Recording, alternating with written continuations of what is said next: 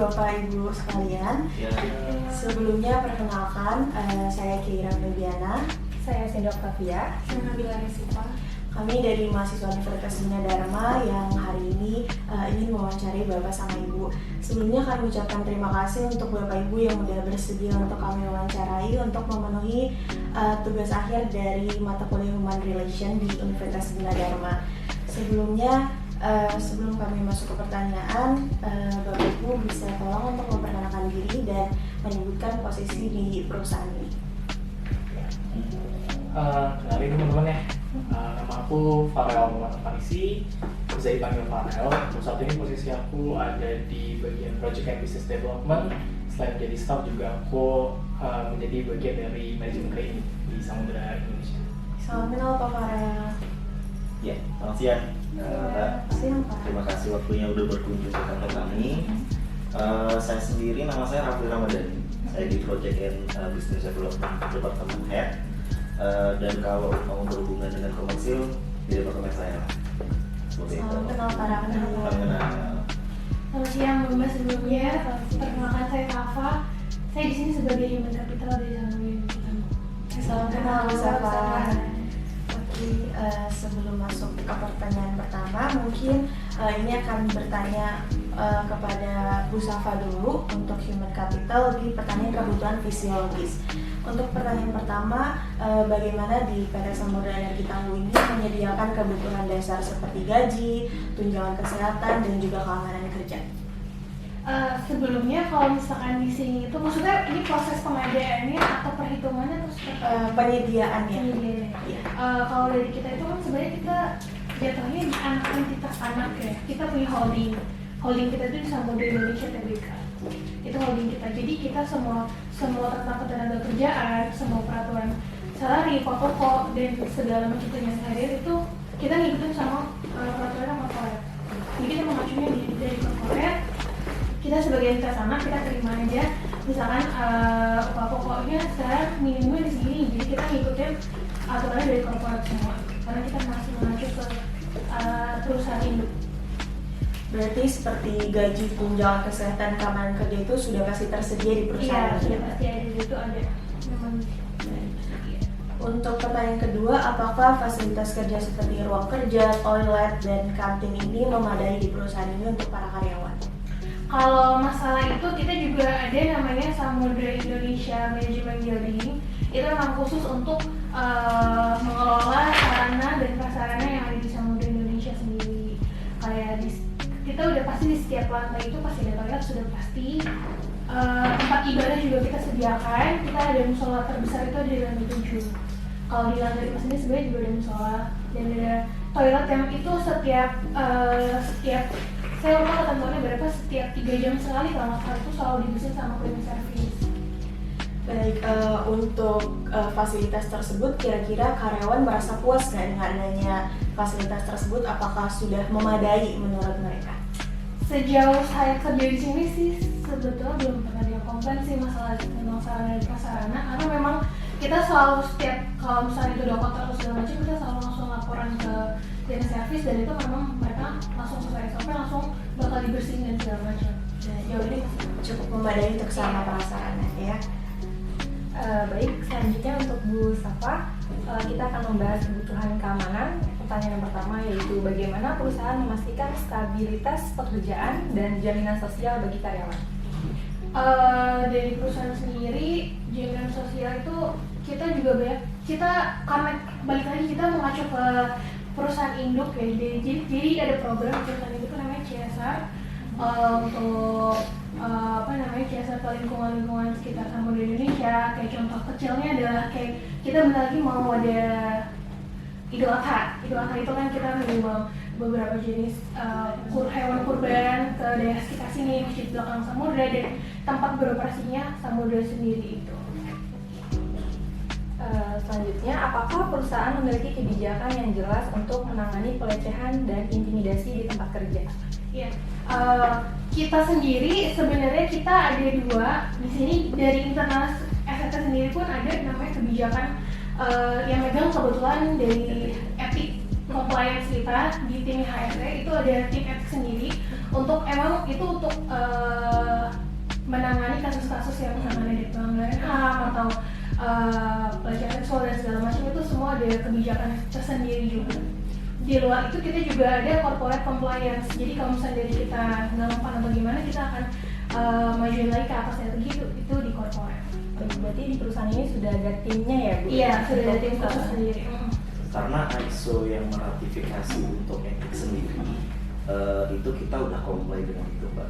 Jadi tim etik dan segala semua untuk implementasinya itu sudah dilakukan dan dipantau ya jatuhnya. Karena setiap tahunnya juga pasti akan ada audit terkait dengan ISO yang itu.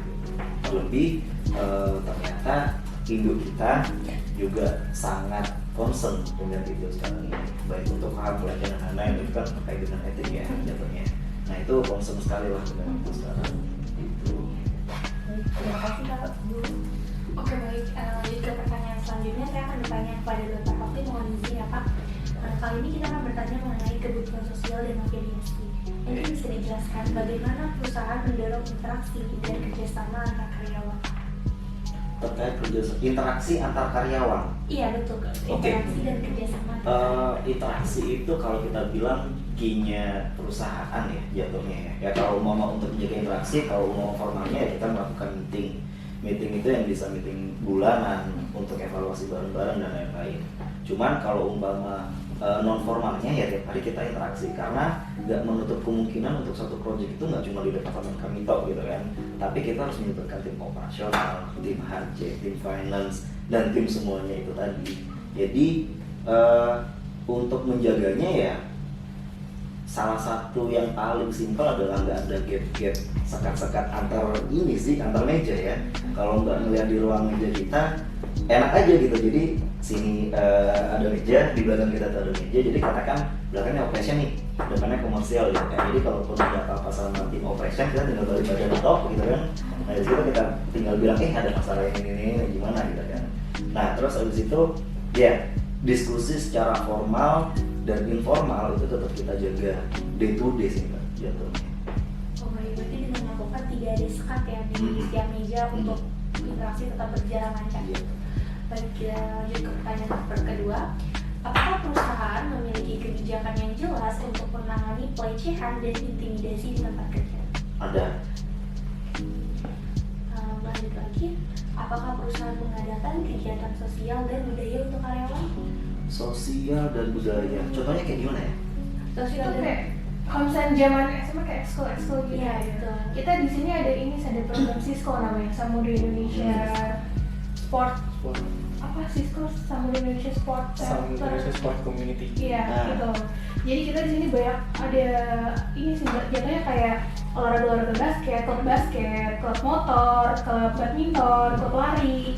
Ada juga kalau misalnya budaya mungkin kayak naik gunung, itu juga ada klubnya masing-masing sendiri sih Mbak. Dan itu semua karyawan open untuk ikut semua klub itu dan tidak dikenakan biaya untuk karyawannya. Oh berarti terbuka untuk seluruh karyawan ya? Iya betul, semua karyawan ada Dan- fasilitasi.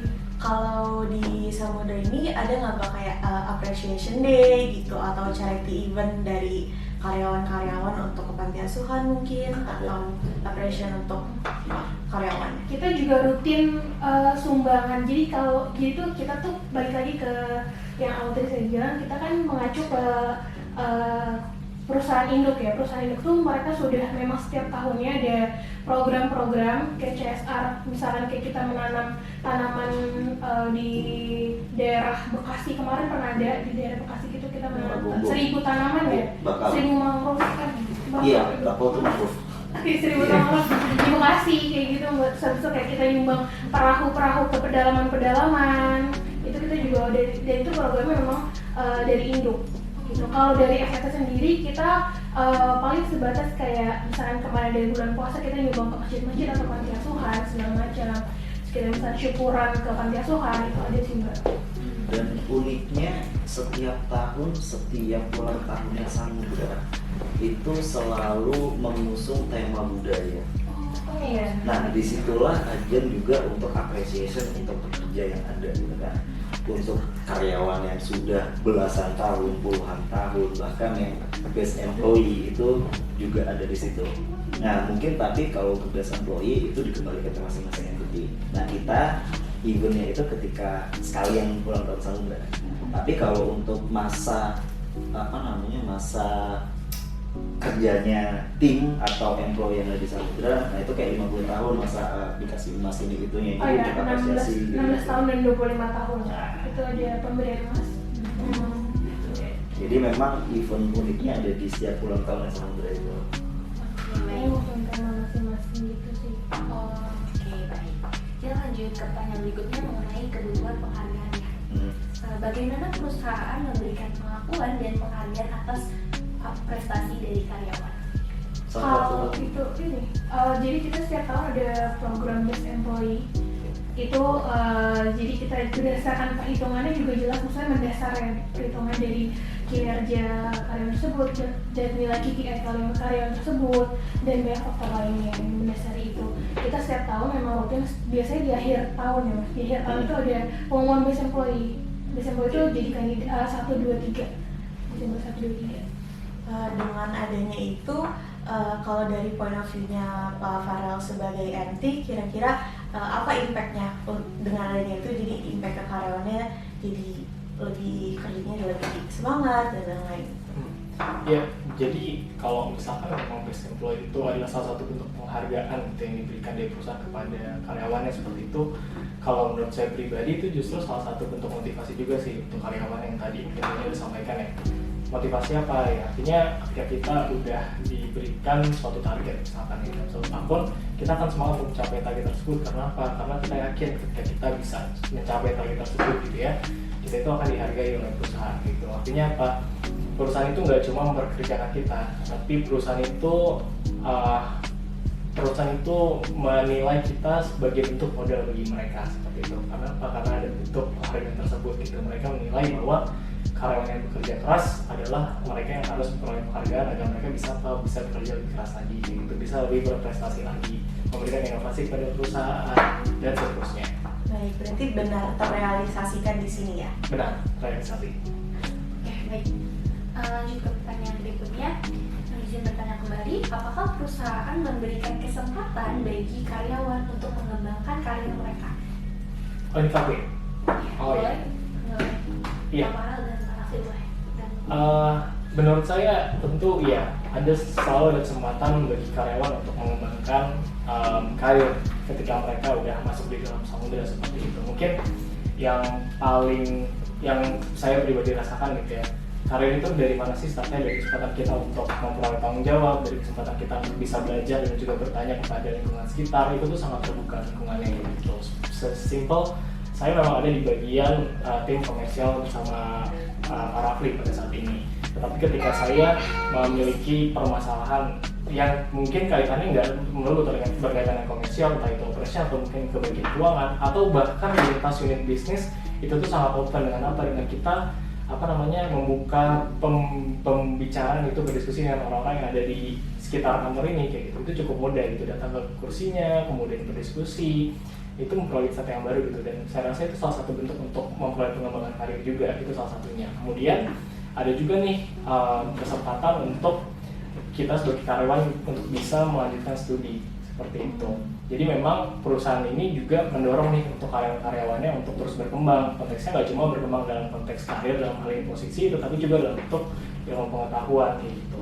Nah, selain dengan adanya kesempatan tersebut, saya rasa justru karir yang ada di Samudra itu nggak cuma posisi, tetapi posisi yang juga dilengkapi dengan kapasitas dan juga kemampuan dari orangnya sendiri seperti itu. Kalau apresiasi sendiri itu kalau kita lihat sebenarnya nggak melulu terkait uang atau bonus gitu ya, tapi pengembangan diri kita itu bisa kita artikan juga sebagai apresiasi entity ini ke kami gitu kan. Jadi entity itu nggak menutup diri ketika kita mengajukan Pak saya pengen training Adobe karena saya butuh ini untuk menunjang kegiatan kami nih di departemen kami. Oh iya silakan. Jadi kayak segitunya Samudra itu mensupport kita untuk bisa berkembang gitu. Berarti Samudra ini mendorong karyawan untuk mencapai potensi maksimal Iya. mereka ya, baik di yang berhubungan dengan posisinya maupun di luar posisinya. Betul. Pertanyaan terakhir, apakah karyawan memiliki kesempatan untuk belajar dan mengembangkan keterampilan baru? Ya, jawabannya itu absolut iya. Kenapa? Karena setiap karyawan yang ada di Samudra ini, kita itu semacam di-provide sebuah e-learning course gitu ya, kerjasama dengan platform digital internasional juga, di mana di platform tersebut kita itu bisa mengakses berbagai macam mungkin tanda kutip ilmu pengetahuan ya. Mungkin kita di sini basisnya pelayaran atau logistik, tapi ketika kita mau belajar, let's say mau belajar keuangan atau mungkin mau belajar terkait dengan manajemen, mau belajar terkait dengan bisnis, itu di dalam platform tersebut itu semua tersedia, dan itu sifatnya adalah gratis untuk seluruh karyawan dari Samudra Indonesia, seperti itu. Dan gak cuma itu, Samudra Indonesia itu juga mendorong gitu ya untuk karyawannya untuk aktif untuk belajar hal-hal selain dari apa yang mereka kerjakan sehari-hari. Salah satunya melalui platform tersebut. Jika saya tidak salah gitu ya, akan ada semacam monitoring dari corporate. Mereka akan melihat sebenarnya karyawan-karyawan siapa sih yang top 3 mereka itu aktif melakukan pembelajaran di e-learning tersebut, seperti itu. Dan jika saya tidak salah juga ada bentuk apresiasi juga untuk mereka yang aktif belajar dengan menggunakan e-learning tersebut. Artinya apa? Samudra itu selalu membuka kesempatan bagi karyawan untuk belajar di luar dari apa yang mereka kerjakan sehari-hari untuk terus berkembang sebagai individu, baik dari sisi soft skills maupun hard skill ekonomi, seperti itu sih. Berarti dengan adanya program e-learning itu untuk mengupgrade ya skill dan kemampuan karyawan-karyawan Betul. tersebut gitu ya. Dan itu memang diwajibkan per tahun ini satu karyawan itu minimal 36 jam untuk ikut training di e-learning tersebut. Real case-nya sih kalau ini terkait dengan studi ya Mbak ya. Real case-nya adalah PT ini Samudra Tangguh sendiri ya jatuhnya ya, itu tidak menutup kemungkinan untuk satu karyawan itu bisa berpindah ke posisi departemen yang lain gitu kan. Contoh real case-nya adalah saya sendiri gitu kan. Basic saya teknik. Pertama kali masuk di Samudra awalnya adalah BD. Waktu itu saya gampang banget masalah BD gitu kan. Habis itu nggak lama kemudian saya dikembalikan nih ke habitat asli saya di teknik gitu kan. Saya masuk Fleet, sekian tahun di Fleet, akhirnya saya kayak mau mencoba hal yang lain lagi di komersil gitu kan. Akhirnya ngobrol dengan BOD yang ada. Setelah itu memang ada kebutuhan di situ, ya kenapa nggak kita grab chance itu gitu kan. Dan itu sangat membuka kesempatan untuk kita untuk mengembangkan apa yang pengen kita coba, apa yang pengen kita pelajari, dan BOD memfasilitasi itu gitu kan. Akhirnya kayak ya udah, nggak berarti basic kita di teknik kita harus melulu teknik, tapi ketika kita pengen belajar hal yang lain, katakan di komersil, Mbak Safa teknik juga, tapi ternyata di HC itu kayak ya open aja gitu di sini gitu kan. Selama ya yang menjalani itu mau berkembang, mau belajar, mau upgrade dirinya sendiri, dan kita ngomong sama bapak-bapak yang ada, kenapa enggak gitu sih. Itu enaknya di sini gitu. Berarti tidak ada batasan ya untuk mengupgrade diri itu semua.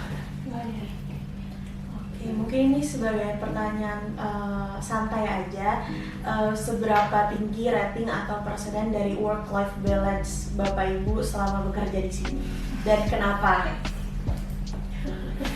Orang beda-beda nih. Iya. Ada yang memang workaholic, ada yang memang pengennya work life balance gitu kan.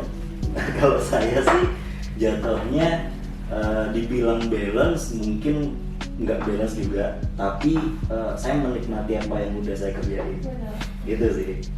Jadi kalau dibilang 50-50 nih, harus balance antara kerja dengan nyantainya di rumah.